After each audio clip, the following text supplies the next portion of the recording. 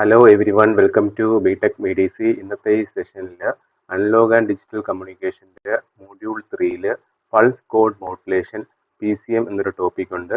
അപ്പോൾ അതിൻ്റെ ഒരു എക്സാം ഓറിയൻറ്റഡ് വീഡിയോ ആണ്. ഇന്നത്തെ സെഷനിൽ പൾസ് കോഡ് മോഡുലേഷൻ, അതിൻ്റെ block diagram, wave forms, advantages and disadvantages and application, ഇത്രയും കാര്യങ്ങൾ നമ്മൾ ഈ ഒരു വീഡിയോയിൽ ഡിസ്കസ് ചെയ്യും. എക്സാമിന് സ്ഥിരം റിപ്പീറ്റ് ചെയ്ത് ചോദിക്കുന്ന ഒരു ടോപ്പിക്കാണ് pulse code modulation. Various modulation schemes ഉണ്ട്. Pulse amplitude modulation, pulse width modulation, pulse position modulation, അതുപോലെ പൾസ് കോഡ് മോഡുലേഷൻ. അതിൽ ഡിജിറ്റൽ മോഡുലേഷൻ സ്കീമിനകത്ത് വരുന്ന ഒരു ടെക്നിക്കാണ് pulse code modulation. Information transmitted in the form of code വേർഡ്സിന്റെ ഫോമിലായിരിക്കും ഈ പൾസ് കോഡ് മോഡുലേഷനകത്ത് ഇൻഫോർമേഷൻസ് ട്രാൻസ്മിറ്റ് ചെയ്യുന്നത്. അപ്പോൾ ഈ കാണിച്ചിരിക്കുന്നത് ഒരു പൾസ് കോഡ് മോഡുലേഷന്റെ വേവ് ഫോം ആണ്. ഇതുപോലത്തുള്ള കോഡ് വേർഡ്സ് 1, 0 അങ്ങനത്തുള്ള code words, zeros and once വെച്ചിട്ടുള്ള കോഡ് വേർഡ്സ് വെച്ചിട്ടായിരിക്കും നമ്മൾ പൾസ് കോഡ് മോഡുലേഷനിൽ സിഗ്നൽ ട്രാൻസ്മിറ്റ് ചെയ്യുന്നത്. അതായത് അതിൻ്റെ ഔട്ട്പുട്ട്, PCMന്റെ ഔട്ട്പുട്ട് എന്ന് വെച്ച് കഴിഞ്ഞാൽ ഇതുപോലെ ഡിജിറ്റൽ ഫോമിലായിരിക്കും ഔട്ട്പുട്ട് വരുന്നത്. അതിൻ്റെ ഒരു ബ്ലോക്ക് ഡയഗ്രം ഉണ്ട്.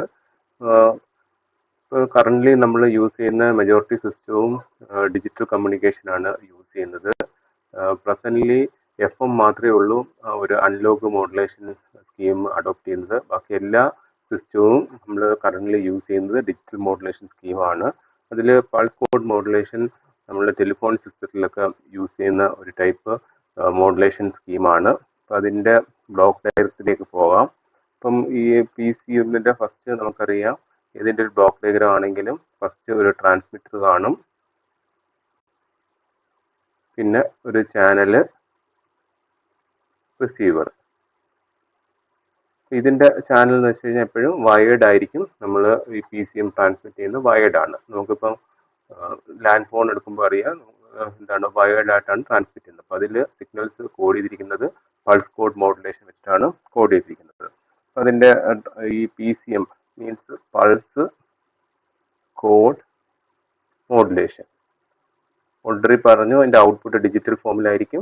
അതെന്ത് ഫോമിലാണ്? കോഡ് വേർഡ്സ് ആയിട്ടായിരിക്കും വരുന്നത്. Code words consisting of zeros and ones. അതിൽ ഈ PCMൽ മെയിൻലി 3 പാർട്ടാണ് അതിൻ്റെ ഏറ്റവും ഇമ്പോർട്ടൻ്റ് ആയിട്ടുള്ള വരുന്ന പാർട്ട്. ഒന്നെന്ന് വെച്ച് കഴിഞ്ഞാൽ സാമ്പിൾ ആൻഡ് ഹോൾഡ് സർക്യൂട്ട്, അതിനുശേഷം ഒരു ക്വാണ്ടൈസർ, ദെൻ എൻകോഡർ. ഇത് 3ആണ് അതിൻ്റെ മെയിൻ പാർട്ട് എന്ന് പറയുന്നത്. ഇപ്പോൾ ഈ ട്രാൻസ്മിറ്ററിൻ്റെ ഇൻപുട്ടിലേക്ക് നമ്മൾ കൊടുക്കുന്നത് ഒരു അനലോഗ് സിഗ്നൽ X(t) ആയിരിക്കും. മീൻസ് കണ്ടിന്യൂസ് സിഗ്നൽ ആയിരിക്കും. കണ്ടിന്യൂസ് സിഗ്നൽ ആയിരിക്കും ഈ PCMന്റെ ട്രാൻസ്മിറ്ററിൻ്റെ ഇൻപുട്ടിലേക്ക് പോകുന്നത്. അത് ഫസ്റ്റ് ബ്ലോക്ക് എന്ന് വെച്ച് കഴിഞ്ഞാൽ ഒരു ലോ പാസ് ഫിൽറ്റർ ആണ്. ഇപ്പോൾ ലോ പാസ് ഫിൽറ്ററിൻ്റെ യൂസ് എന്ന് വെച്ച് കഴിഞ്ഞാൽ ബാൻഡ് ലിമിറ്റ് ചെയ്യുക, അല്ലെങ്കിൽ എന്തെങ്കിലും നമ്മൾ ഏരിയാസിങ് എഫക്റ്റ് ഒക്കെ ഉണ്ടെങ്കിൽ അതിനെ എലിമിനേറ്റ് ചെയ്യുക എന്നുള്ളതാണ് ഈ ലോ പാസ് ഫിൽറ്ററിൻ്റെ യൂസ് എന്ന് പറയുന്നത്. ഓക്കെ, ഇപ്പോൾ ഒരു എക്സാം പോയിന്റ് ഓഫ് വ്യൂവിലാണ് എക്സ്പ്ലെയിൻ ചെയ്യുന്നത്, ഡീറ്റെയിൽ ആയിട്ടല്ല. അപ്പം ലോ പാസ് ഫിൽറ്റർ ആണ് ഫസ്റ്റ് വരുന്നത്. അതിൻ്റെ മെയിൻ ഫങ്ഷൻ എന്ന് വെച്ച് കഴിഞ്ഞാൽ ബാൻഡ് ലിമിറ്റ് ദ സിഗ്നൽ. ഇപ്പം നമ്മൾ സിഗ്നൽ ഇപ്പം ഒരു ഓഡിയോ ആപ്ലിക്കേഷനകത്താണെങ്കിൽ 20 Hz to 20 kHz ആണ് ഒരു ഓഡിബിൾ റേഞ്ച് എന്ന് പറയുന്നത്. അപ്പം ആ പർട്ടിക്കുലർ ബാൻഡിലേക്ക് അതിന് ബാൻഡ് ലിമിറ്റ് ചെയ്യണം. അപ്പം നോർമലി നമ്മൾ യൂസ് ചെയ്യുന്നത് ലോ പാസ് ഫിൽറ്റർ ആണ്. ഫസ്റ്റ് ബ്ലോക്ക് എന്ന് പറയുന്നത് low pass filter, it band limit the signal. ഇനി നെക്സ്റ്റ് ഈ 3 ബ്ലോക്ക്, അതാണ് ഞാൻ നേരത്തെ പറഞ്ഞത്, sample and hold, quantizer, encoder. ഇത് 3 കൂടാണ് നമുക്ക് ഒരു കോഡ് വേർഡായിട്ട് ഇതിൻ്റെ ഔട്ട്പുട്ട് തരുന്നത്. അതിൽ ഫസ്റ്റ് വരുന്നത് sample and hold circuit, sample and hold circuit, next quantiser, and third one encoder.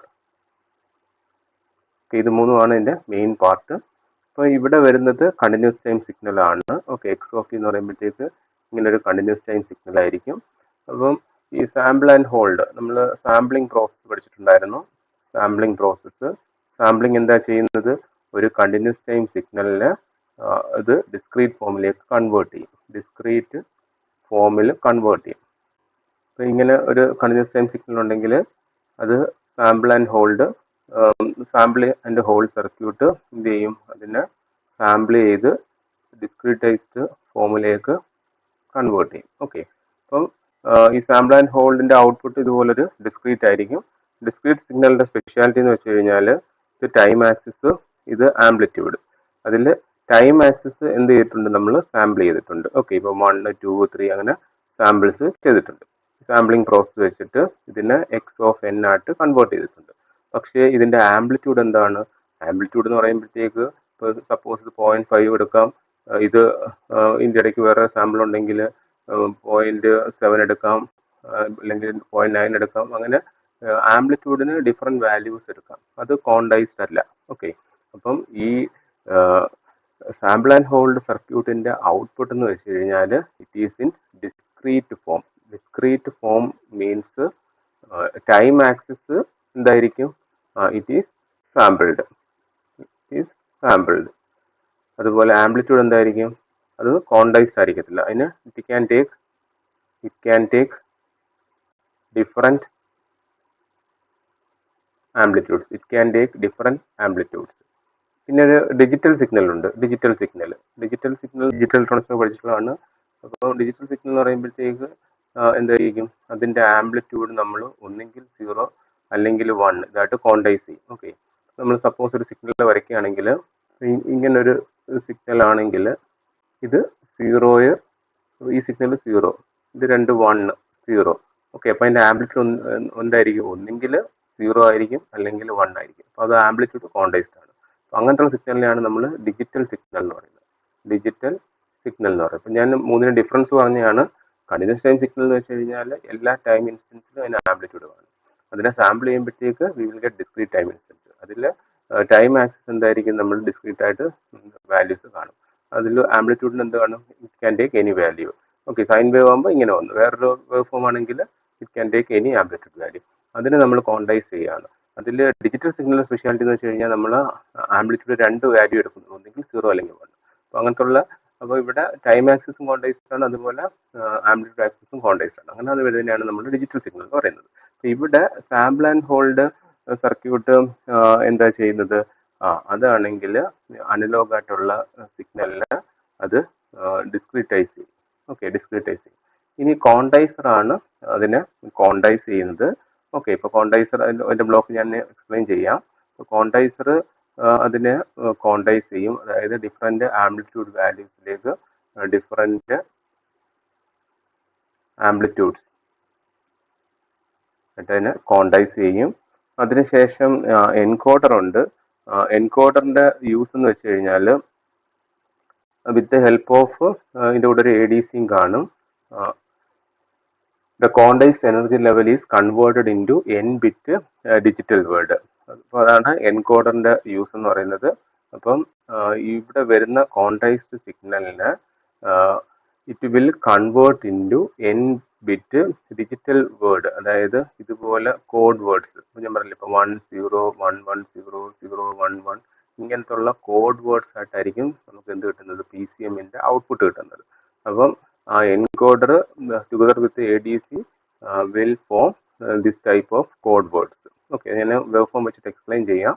അപ്പം ഇതുവരെയും പറഞ്ഞ കാര്യം എന്ന് വെച്ച് കഴിഞ്ഞാൽ ഏതൊരു സിസ്റ്റം എടുക്കുകയാണെങ്കിലും it will have a transmitter, channel and receiver.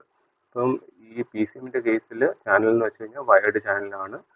ടെലിഫോണിന്റെ സിസ്റ്റമാണ് നമുക്കൊരു എക്സാമ്പിളായിട്ട് പറയുന്നത്. ഇനി ട്രാൻസ്മിറ്ററിനകത്ത് മെയിനായിട്ട് 3 പാർട്സ് ആണ് വരുന്നത്.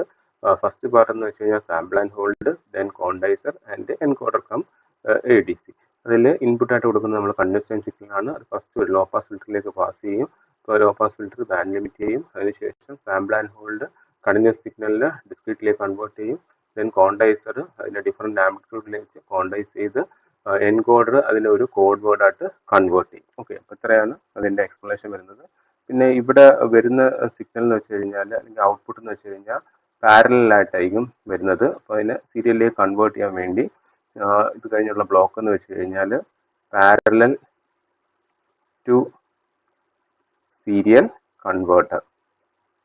നമുക്ക് കോഡ് വേർഡ്സ് ഇങ്ങനെ സീരിയൽ 1 1 0 1 1 10 ഇങ്ങനെ സീരിയൽ ഫോമിലാണ് വേണ്ടത്. ഇവിടെ എൻകോഡ് ചെയ്യുമ്പോഴത്തേക്ക് അത് പാരലായിട്ടാണ് വരുന്നത്. അപ്പോൾ അതിനെ സീരിയലിലേക്ക് കൺവേർട്ട് ചെയ്യാൻ വേണ്ടി we will use a parallel to serial converter. പിന്നെ ഇവിടെ ഒരു പൾസ് ജനറേറ്റർ ഉണ്ട്.